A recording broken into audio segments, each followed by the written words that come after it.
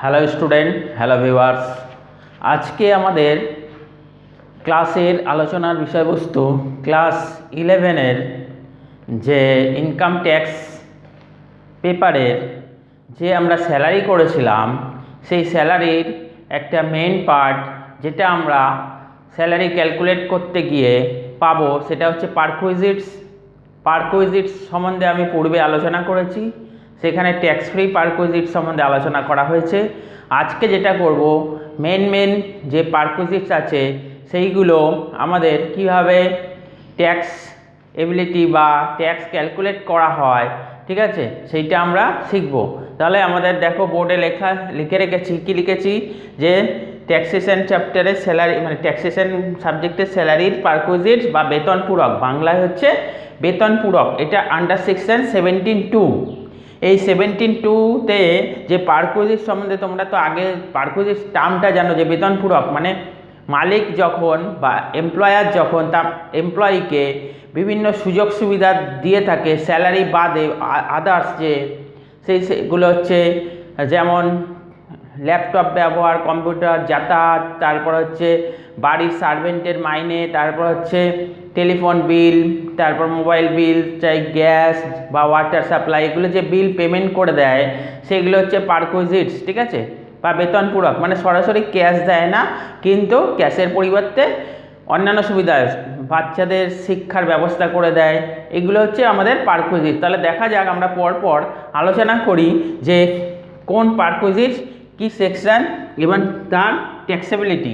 তাহলে আমি শুরু করছি, ঠিক আছে। দেখো, ফার্স্ট যেটা আমরা বলে রাখি যে আমরা স্পেসিফাইড পার্সন বা স্পেসিফাইড এমপ্লয়ি যেটা পড়েছি, সেটাও আগে চ্যাপ্টারে আলোচনা করা হয়েছে।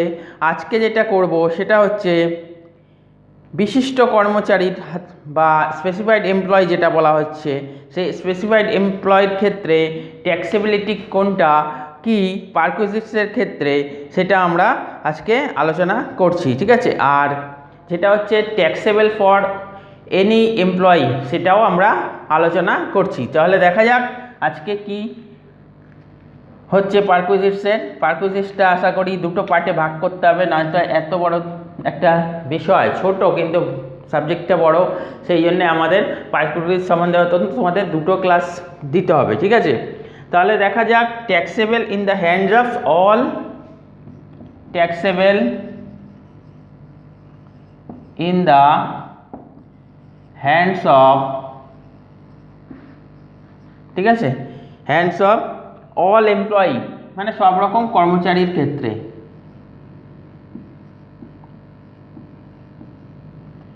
অল এমপ্লয়ি, তাহলে আমরা ফার্স্ট দেখব যেটা হচ্ছে নিয়োগকর্তা দ্বারা প্রদত্ত বিনা ভাড়ায় বাসগৃহ, ঠিক আছে।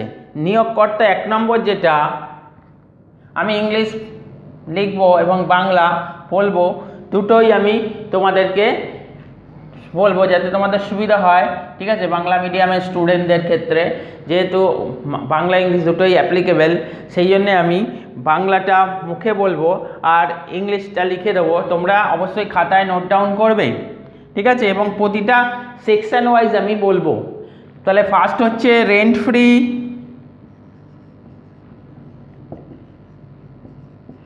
ফ্রি, মানে বিনা ভাড়ায়, অ্যাকোমোডেশন,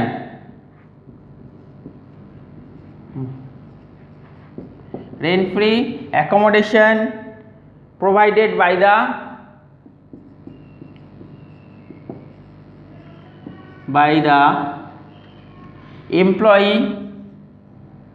employer, sorry মালিক তো এমপ্লয়ার, ঠিক আছে। Under section to the employee আর লিখছি না, আন্ডার সেকশন পরপর আসবে 17(2), এটা হচ্ছে আমাদের রোমান 1। তাহলে কি বললাম, যে rent free accommodation provided by the employer under section 17(2), ঠিক আছে। এটা আমাদের বলা হচ্ছে যে আন্ডার সেকশন 17(2)তে বলা হয়েছে যে মালিক যদি তার কর্মচারীকে বিনা ভাড়ায় বাসগৃহ প্রদান করেন, বাসগৃহ মানে থাকার ঘর প্রদান করেন, তাহলে এটা ট্যাক্সেবল হবে সব এমপ্লয়ির ক্ষেত্রে। আর এর জন্য হচ্ছে রেন্ট ফ্রি অ্যাকোমোডেশন, এর আবার ভাগ আছে rent free furnish accommodation, rent free unfurnished accommodation, এগুলো সম্বন্ধে আলাদা আলাদা আমি আলাদা ক্লাস দেবো, ঠিক আছে। তাহলে তোমরা জেনে রাখো rent free accommodation provided by the employer, থাকার জন্য বাসগৃহ প্রদান, ঠিক আছে, বিনা ভাড়ায়। এটা হচ্ছে আন্ডার সেকশন 17(2)(1) 2 নম্বরে বলা হচ্ছে accommodation provided by the employer at concessional rate. Accommodation তোমরা অবশ্যই লিখবে accommodation provided by the employer to the employee আর কি, ঠিক আছে, সেটা লিখছি না। এমপ্লয়ার অ্যাট কনসেশনাল রেট,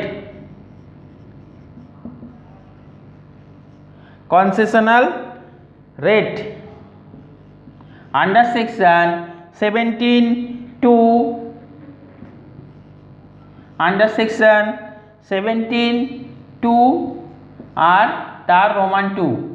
তাহলে এটা কি দাঁড়ালো না accommodation provided by the employer মানে নিয়োগকর্তা দ্বারা প্রদত্ত স্বল্প ভাড়ায় বাসগৃহ প্রদান, ঠিক আছে। স্বল্প ভাড়ায় মানে এইটা কনসেশনাল রেটকে বলা হচ্ছে স্বল্প ভাড়ায়, কনসেশন যেটা বলে, ঠিক আছে, ছাড়মূলক।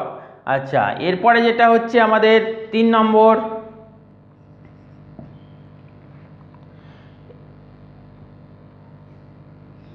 obligation of the employee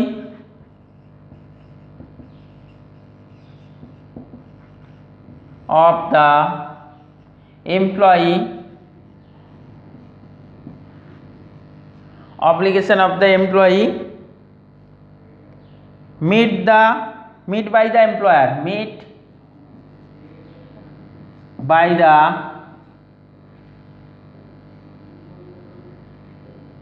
obligation of the employee meet by the employer। এটা আন্ডার সেকশন, তোমরা সেকশনগুলো অবশ্যই লিখবে 17(2)(4), 17(2) আর রোমান 4। তাহলে এটা কি দাঁড়ালো অব্লিগেশন মানে বলা হচ্ছে কর্মচারীর বাধ্যতামূলকভাবে প্রদেয় কোনো খরচ নিয়োগকর্তা দ্বারা প্রদান, ঠিক আছে। তাহলে কর্মচারীর কোনো বাধ্যতামূলক খরচ যেটা হচ্ছে নিয়োগকর্তা প্রদান করে দিয়েছে, ঠিক আছে। Obligation of the employee met by the employer under section 17(2)(4। এটা হচ্ছে কর্মচারীর বাধ্যতামূলক প্রদেয় কোনো খরচ নিয়োগকর্তা দ্বারা প্রদান, যেমন হচ্ছে রান্নার গ্যাস, বিদ্যুৎ, জল, এগুলো, ঠিক আছে। এরপরে হচ্ছে নাম্বার 4। নাম্বার 4-এ বলা হচ্ছে amount paid by the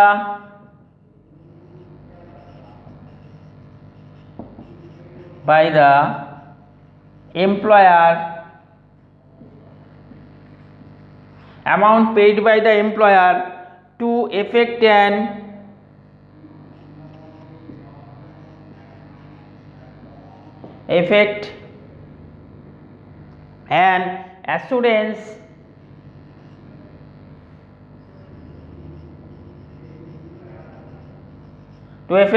assurance of life of the employee,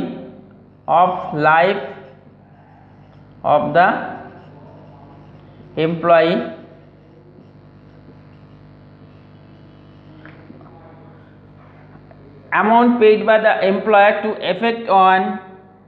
to effect an assurance of life of the employee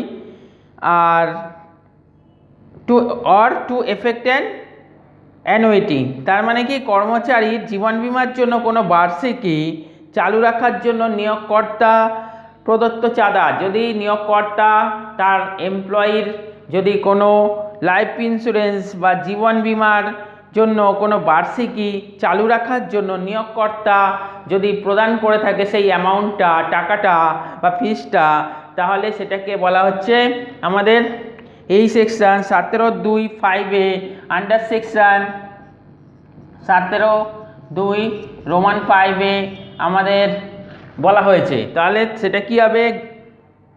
যেমন হচ্ছে লাইফ ইন্স্যুরেন্স পলিসির জন্য টাকা এইসবের ক্ষেত্রে যদি আমাদের মালিক প্রদান করে দেয়, ঠিক আছে, তাহলে সেটা হচ্ছে পারকুইজিটসের মধ্যে পড়ছে, ঠিক আছে, সেটা 4 নম্বর। এবার 5 নম্বরে আসা যাক।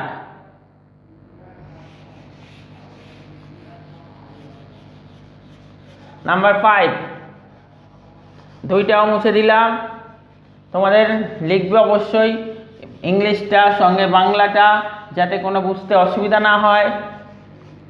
নাম্বার 5 কি বলছে? বলছে specified security or sweat equity share. Specified, এত তোমাদের ক্লাস 11-এ নেই, তাও যেহেতু পারকুইজিটস সম্বন্ধে আলোচনা করা হচ্ছে আমি পুরোটা করে দিচ্ছি, ঠিক আছে। Specified security or sweat share, sweat equity share, sweat equity share allotted,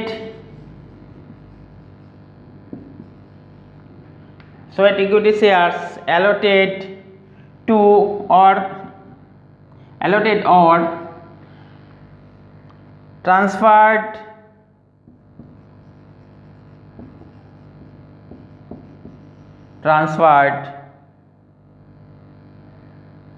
free of cost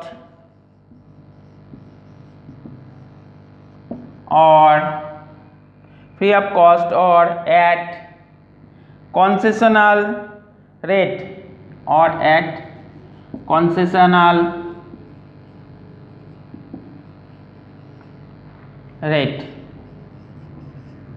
under section,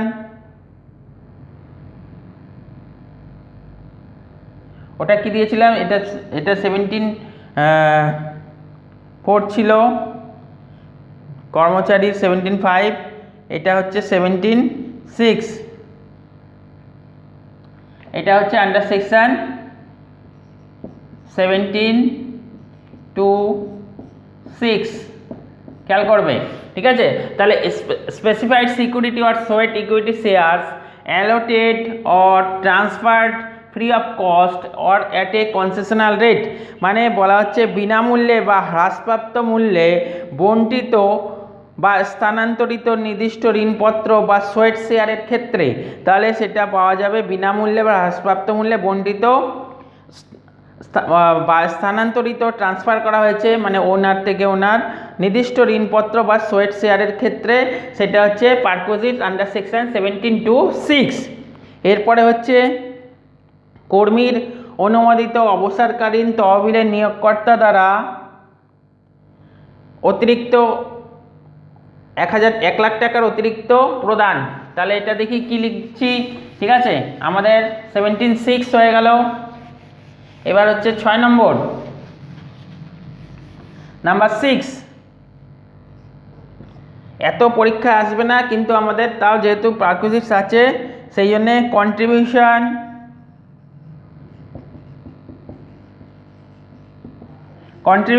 মানে প্রদান in excess of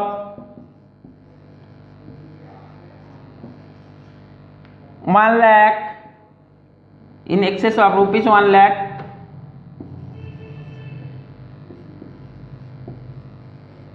in excess of ₹1 lakh to employee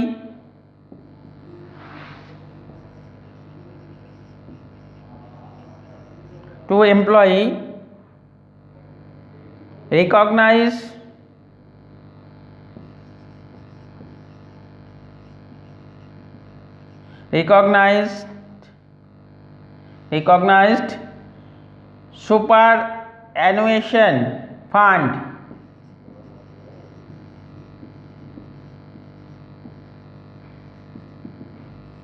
superannuation fund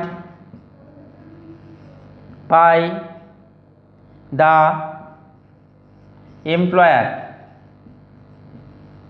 তাহলে এটা কি হবে, কর্মীর অনুমোদিত অবসরকালীন তহবিলে নিয়োগকর্তা দ্বারা 1 লাখ টাকার অতিরিক্ত অর্থ প্রদান, সেটা হচ্ছে আন্ডার সেকশন 17(2) 7 তাহলে 72(7) তাহলে কি বলছে, contribution in excess of contribution, এখানে ইন হবে, in excess of rupees 1 lakh to employee recognized superannuation fund by the employer under section 17(2)(7) মানে কর্মীর অনুমোদিত অবসরকালীন তহবিলে ও নিয়োগকর্তা দ্বারা 1 লাখ টাকার অতিরিক্ত অর্থ প্রদান। এরপরে হচ্ছে আমাদের লাস্ট যেটা, সুনির্দিষ্ট অতিরিক্ত সুযোগ সুবিধা, মানে specified fringe benefit and amenities. ঠিক আছে, লাস্ট নাম্বার এটা হয়ে গেল আমাদের রোমান 6, নয় এমনি 6, আর এরপরে হচ্ছে আমাদের 7। খেয়াল করবে এটা কিন্তু 5, 6 যা নাম্বার দেবে সেম নাম্বার দেবে। তাহলে 6 নাম্বার হয়ে গেল যে contribution in excess of 1 lakh to employee recognise superannuation fund by the employer under section 17(2)(7। Last হচ্ছে আমাদের 7 নম্বর। 7 নম্বরে কি বলছে, বলছে specified fringe benefits, specified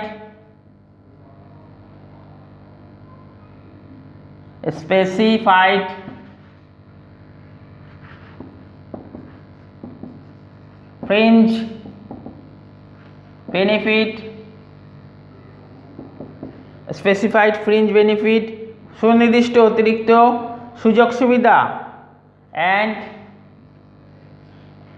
amenities